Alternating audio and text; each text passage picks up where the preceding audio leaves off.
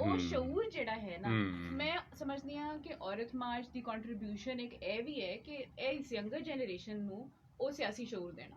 ਤੇ ਸਾਡੇ ਲਈ ਫਖਰ ਦੀ ਗੱਲ ਵੀ ਹੈ ਕਿ ਅੱਜ ਵੀ ਔਰਤ ਮਾਰਚ 'ਚ ਸਭ ਤੋਂ ਜ਼ਿਆਦਾ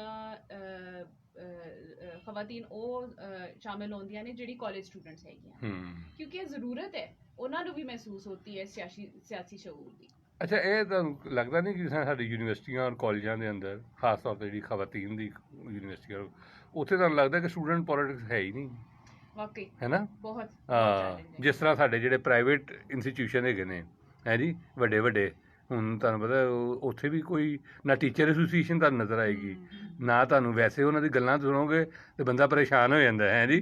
ਪੂਰੀ ਦੁਨੀਆ ਦਾ ਇਲਮ ਉਹਨਾਂ ਦੇ ਕੋਲ ਹੈਗਾ, ਲੇਕਿਨ ਨਾਂ ਲੈਣ ਦੀ ਲੋੜ ਹੀ ਨਹੀਂ ਨਾ। ਆਪਣੇ ਇਦਾਰਿਆਂ ਦੇ ਅੰਦਰ ਉਹਨਾਂ ਨੇ ਨਾਂ, ਔਰ ਇਹ ਤੁਸੀਂ ਦੇਖੋ ਕਿ ਉਹ ਪ੍ਰਾਈਵੇਟ ਭਾਵੇਂ ਆਪਣਾ ਇਹਨਾਂ ਨੇ ਬਣਾਏ ਹੋਣ, ਜਮਾਤ ਇਸਲਾਮੀ ਦੇ ਬੰਦਿਆਂ ਨੇ ਬਣਾਏ ਹੋਣ ਚਾਹੇ ਦੂਜਿਆਂ ਨੇ ਬਣਾਏ ਹੋਣ, ਲੇਕਿਨ ਮਤਲਬ ਉਹਨੂੰ right of association private institution ਵਿੱਚ ਨਹੀਂ ਹੈਗਾ। ਇੱਕ ਮਿਸਾਲ ਹੈ ਕਿ ਹੁਣ 3 ਯੂਨੀਵਰਸਿਟੀਆਂ ਤੋਂ ਕੱਢਿਆ ਗਿਆ। ਉਹ ਸਾਡਾ ਇੱਕ ਦੋਸਤ ਹੈਗਾ ਸੀ, ਮਤਲਬ ਪ੍ਰੋਗਰਾਮਾਂ 'ਤੇ ਬਹੁਤ ਆਉਂਦਾ, ਉਹਨੂੰ ਅਸੀਂ ਕਹਿੰਦੇ ਤੂੰ ਪੂਰੀ ਡਿਕਸ਼ਨਰੀ ਹੈਗਾ ਤੂੰ, ਉਹ ਕਾਫੀ ਸਾਰੀ ਯੂਨੀਵਰਸਿਟੀਆਂ ਤੋਂ ਨਿਕਲ ਚੁੱਕਿਆ ਹੁਣ। ਲੇਕਿਨ ਤੁਸੀਂ ਦੇਖੋ ਕਿ ਉਹਦੇ ਵਿੱਚ ਵੀ ਮੈਂ ਵੈਸੇ ਉਹਦੇ 'ਤੇ ਵੀ ਪਰਸਨਲੀ ਮੈਂ ਸਮਝਦਾ ਅਮਾਰ ਨੂੰ ਬੁਲਾ ਕੇ ਉਹਦੇ 'ਤੇ ਗੱਲਬਾਤ ਕਰਨੀ ਚਾਹੀਦੀ ਹੈ।